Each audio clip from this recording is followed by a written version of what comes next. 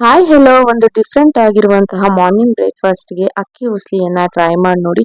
ತುಂಬಾ ಅಂದ್ರೆ ತುಂಬಾ ಟೇಸ್ಟಿ ಆಗಿರುತ್ತೆ. ಮತ್ತೆ ಮತ್ತೆ ಮತ್ತೆ ಮಾಡ್ಕೊಂಡು ತಿಂತೀರಾ ಅಷ್ಟು ರುಚಿಯಾಗಿರುತ್ತೆ. ನೋಡಕ್ಕೆ ಇದು ಪಲಾವ್ ತರ ಕಾಣಿಸುತ್ತೆ, ಬಟ್ ಪಲಾವ್ ಅಲ್ಲ.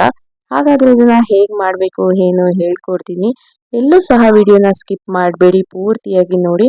ಒಂದೊಂದು ಪದಾರ್ಥನು ಇಂಪಾರ್ಟೆಂಟ್ ಹಾಕೋದು. ಬನ್ನಿ ನೋಡೋಣ ಹೇಗ್ ಮಾಡ್ಬೇಕು ಅಂತ. ಮೊದಲಿಗೆ ನಾನಿಲ್ಲಿ ಒಂದು ಕಡಾಯಿಯಲ್ಲಿ 1.5 ಕಪ್ನಷ್ಟು ಅಕ್ಕಿಯನ್ನ ತಗೊಂಡಿದ್ದೀನಿ. ಇಲ್ಲಿ ನೀವು ಮಾಮೂಲಿ ಸೋನಾ ಮಸೂರಿ ಅಕ್ಕಿಯನ್ನ ತಗೋಬೇಕಾಗುತ್ತೆ. ಇಲ್ಲ ನೀವು ಯಾವ ತಿಂಡಿಗೆ ಬಳಸ್ತೀರಲ್ಲ ಆ ಅಕ್ಕಿಯನ್ನೇ ತಗೊಳ್ಳಿ. 1.5 ಕಪ್ನಷ್ಟು ಸೋನಾ ಮಸೂರಿ ಅಕ್ಕಿಯನ್ನ ಹಾಕೊಂಡಿದ್ದನ್ನ ಚೆನ್ನಾಗಿ ಫ್ರೈ ಮಾಡ್ಕೊಳ್ತಾ ಇದ್ದೀನಿ. ಈ ರೀತಿಯಾಗಿ ಕಡಾಯಿಯಲ್ಲಿ ಚೆನ್ನಾಗಿ ಹುರ್ಕೋಬೇಕಾಗುತ್ತೆ. ನೋಡ್ತಾ ಇರ್ಬೋದು ಯಾವ ರೀತಿಯಾಗಿ ಅಂತ. ಇದು ಸ್ವಲ್ಪ ಸ್ವಲ್ಪ ನಿಮಗೆ ಕಲರ್ ಚೇಂಜ್ ಆಗುತ್ತೆ, ಅಲ್ಲಿವರೆಗೂ ನೀವು ಚೆನ್ನಾಗಿ ಫ್ರೈ ಮಾಡಿಕೊಂಡು ತಣ್ಣಗಾಗಕ್ಕೆ ಬಿಡೋಣ. ಅಷ್ಟರಲ್ಲಿ ಒಂದು ಕುಕ್ಕರ್ನಲ್ಲಿ ಎಣ್ಣೆಯನ್ನ ಹಾಕಿದಕ್ಕೆ 1 ಸ್ಪೂನಷ್ಟು ಸಾಸಿವೆ ಹಾಗೂ 2ರಿಂದ 3 ಸ್ಪೂನಷ್ಟು ಕಡಲೆಬೇಳೆ, 1 ಸ್ಪೂನಷ್ಟು ಜೀರಿಗೆಯನ್ನ ಹಾಕೊಂಡು ಸಣ್ಣಗೆ ಕಟ್ ಮಾಡ್ಕೊಂಡಿರುವಂತಹ 7ರಿಂದ 8 ಹಸಿಮೆಣಸಿನಕಾಯಿನ ಹಾಕಿ ಫ್ರೈ ಮಾಡ್ಕೋಬೇಕಾಗುತ್ತೆ. ನಂತರ ಇದಕ್ಕೆ ಸ್ವಲ್ಪ ಕರಿಬೇವು ಹಾಗೂ 1 ಕಪ್ನಷ್ಟು ಈರುಳ್ಳಿಯನ್ನ ತೆಳ್ಳಗೆ ಕಟ್ ಮಾಡಿ ಹಾಕೋಬೇಕಾಗುತ್ತೆ. ಇದನ್ನು ಒಮ್ಮೆ ಚೆನ್ನಾಗಿ ಎಣ್ಣೆಯಲ್ಲಿ ಫ್ರೈ ಮಾಡ್ಕೊಳ್ಳಿ.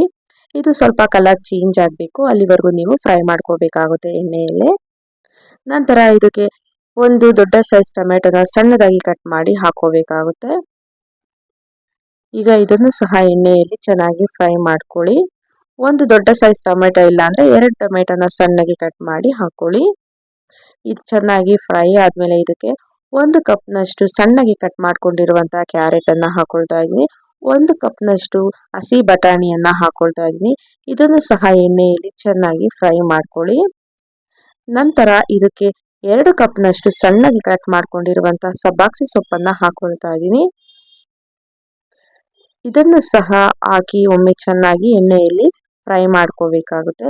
ಸಬ್ಬಾಕ್ಸಿ ಸೊಪ್ಪು ನಮ್ಮ ಕಣ್ಣಿನ ಆರೋಗ್ಯಕ್ಕೆ ತುಂಬಾನೇ ಒಳ್ಳೆಯದು. ಇದನ್ನ ಎಣ್ಣೆಯಲ್ಲಿ ಆದಷ್ಟು ಚೆನ್ನಾಗಿ ಫ್ರೈ ಮಾಡ್ಕೋಬೇಕಾಗುತ್ತೆ. ಇನ್ನು ನನ್ನ ಚಾನಲ್ನಲ್ಲಿ ಸುಮಾರು ಕುಕಿಂಗ್ ವಿಡಿಯೋಸ್ಗಳು ವ್ಲಾಗ್ಸ್ಗಳನ್ನ ಅಪ್ಲೋಡ್ ಮಾಡಿದ್ದೀನಿ. ಅವುಗಳನ್ನು ಸಹ ನೋಡಿ ಹೇಗಿದೆ ಕಮೆಂಟ್ ಮೂಲಕ ತಿಳಿಸಿ. ಇದನ್ನ ಈ ರೀತಿಯಾಗಿ ಮತ್ತೊಮ್ಮೆ ಚೆನ್ನಾಗಿ ಫ್ರೈ ಮಾಡ್ಕೊಳ್ಳಿ ಸ್ವಲ್ಪ ಹೊತ್ತು. ನಂತರ ಇದಕ್ಕೆ 3 ಲೋಟದಷ್ಟು ನೀರನ್ನ ಆಡ್ ಮಾಡ್ಕೊಳ್ತಾ ಇದ್ದೀನಿ. 1.5 ಕಪ್ನಷ್ಟು ಅಕ್ಕಿಯನ್ನ ಹಾಕಿರೋದ್ರಿಂದ 3 ಕಪ್ನಷ್ಟು ನೀರನ್ನ ಹಾಕೊಳ್ತಾ ಇದ್ದೀನಿ. ಹಾಗೆ ರುಚಿಗೆ ತಕ್ಕಷ್ಟು ಉಪ್ಪು. ನಂತರ 2 ಸ್ಪೂನಷ್ಟು ತೆಂಗಿನಕಾಯಿ ತುರಿಯನ್ನ ಹಾಕೊಳ್ತಾ ಇದ್ದೀನಿ, ಹಸಿ ತೆಂಗಿನಕಾಯಿ ತುರಿಯನ್ನ. ನಂತರ ಒಮ್ಮೆ ಚೆನ್ನಾಗಿ ಮಿಕ್ಸ್ ಮಾಡ್ಕೊಳ್ಳಿ. ಈಗಾಗಲೇ ನಾವು ಉದ್ದಿಟ್ಕೊಂಡಿರುವಂತ ರೈಸ್ ಏನಿರುತ್ತಲ್ಲ ಅದನ್ನ ಇದರೊಟ್ಟಿಗೆ ಹಾಕೊಳ್ಳಿ.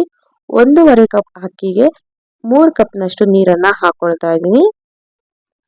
ಈಗ ಹಾಕಿ ಒಮ್ಮೆ ಚೆನ್ನಾಗಿ ಮಿಕ್ಸ್ ಮಾಡ್ಕೊಳ್ಳಿ. ಈಗ ಲಿಡ್ ಅನ್ನ ಕ್ಲೋಸ್ ಮಾಡಿ 2 ವಿಷಲ್ ಬಂದ್ರೆ ಸಾಕು. ಈಗ ಓಪನ್ ಮಾಡಿ ತೋರಿಸ್ತಾ ಇದೀನಿ, ನೋಡ್ತಾ ಇರ್ಬೋದು ಎಷ್ಟು ಚೆನ್ನಾಗಿ ಆಗಿದೆ ಅಂತ ಅಕ್ಕಿ ಉಸ್ಲಿ. ಒಂದೇ ತರ ಯಾವಾಗ್ಲೂ ಪಲಾವನ್ನ ತಿಂದು ಬೋರ್ ಆಗಿದ್ರೆ ಖಂಡಿತವಾಗಿ ಈ ರೀತಿಯಾಗಿ ಅಕ್ಕಿ ಉಸ್ಲಿಯನ್ನ ಟ್ರೈ ಮಾಡಿ, ತುಂಬಾನೇ ರುಚಿಯಾಗಿರುತ್ತೆ. ಇದನ್ನ ನೀವು ಮೊಸರು ಬಜ್ಜಿ ಜೊತೆ ಚಟ್ನಿ ಜೊತೆ ಸರ್ವ್ ಮಾಡ್ಬೋದಿಲ್ಲ, ಹಾಗೇನೂ ಸಹ ತಿನ್ಬೋದು. ತುಂಬಾನೇ ರುಚಿಯಾಗಿತ್ತು. ಈಗ ಇದನ್ನ ಟೇಸ್ಟ್ ಮಾಡ ಬನ್ನಿ. ಆಹಾ, ಮೊದಲೇ ಹೇಳಿದ್ನಲ್ಲ, ತಿಂತಾ ಇದ್ರೆ ತಿಂತಾನೆ ಇರ್ಬೇಕು ಅನ್ಸುತ್ತೆ, ಅಷ್ಟು ರುಚಿಯಾಗಿತ್ತು. ಇದನ್ನ ಮಾರ್ನಿಂಗ್ ಬ್ರೇಕ್ಫಾಸ್ಟ್ಗೆ, ಮಕ್ಕಳ ಲಂಚ್ ಬಾಕ್ಸ್ಗೆ ಖಂಡಿತವಾಗಿ ಟ್ರೈ ಮಾಡಿ ನೋಡಿ.